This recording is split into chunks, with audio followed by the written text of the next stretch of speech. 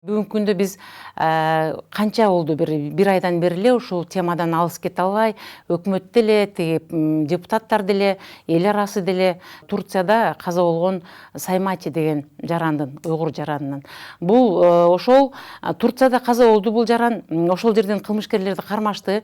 Ошол башка өлкөдө болгон нерсеге ошол өлкөнүн мыйзамы менен иштегендер өздөрү кылмышкерден сурап тактап ким өлтүргөнүн, эмне кылгандыгын билип, андан кийин биздин Кыргызстан менен бир алар алака түзүп, Кыргызстан менен да байланышы бар экен деш керек эле. Ага карабастан ал киши биз өлө электе канча нерсени айттык, өлгөндөн кийин деле башка жумушубуз жукпаштан эле кечке эле ошо Саймаитинин үстүнөн иштеп, атайын комиссияларды түзүп ушундай иштеп жатабыз да. Ушунун кереги бар беле бизге? Ушундай болбойбу? Мисалы үчүн бизде деле канча чет жактык жарандар каза болуп калып атат, алардын деле кылмышкер экени билинип атат. Бирок карасаң башка мамлекеттер мынчалык көп деңгээлде тема көтөрүшпөйт бул жөнүндө.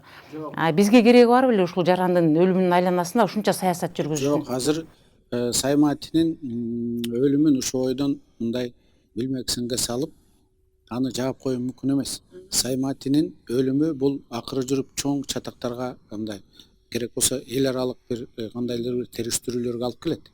Ошондуктан биз биринчи өзүбүз инициативаны көтөрүп, Саймаитинин өлүмү баары бир ушул анын иш аракети Кыргызстанда болуп аткан жанагындай мыйзамсыз акчаларды, каракчылар деп коет да, мындай черный нятмыты дейт.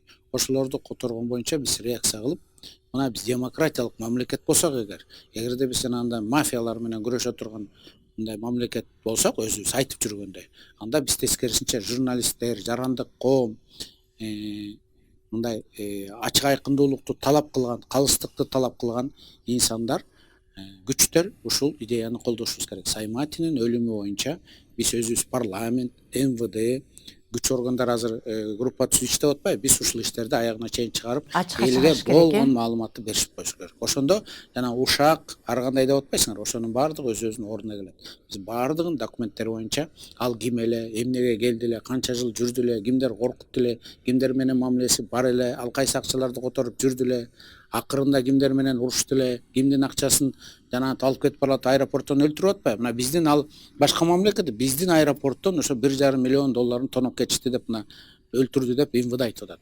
Ошол Саймаити башында турган деп. Мына ошонун баарын иликтеп биз кылмыштуулук менен болгондо да бул эл аралык кылмыштуулук, жана международный синдикат деп коет. Биз булар менен болгон аяосуз күрөштү жүргүзүп, ачык айкындуулукту элге айтып коюшубуз керек. Айтып беришиз керек, Маегиңизге чоң рахмат, Алмамбет мырза. Эми чындыгында эле жанагы сиз жогоруда айтып кеткендей, бүгүнкү күндө элге ушул бирөөнү жамандап, же болбосо бир кемчилигин айтсаң, абдан тыңша угуп, эмне болуп атат деп баары эле кулак туруп калды. Эми сиз мүмкүн калп айтпай аткандырсыз, сиз ошол жерде жүрөсүз, баары менен чогуу билесиз эмне болуп жатканын.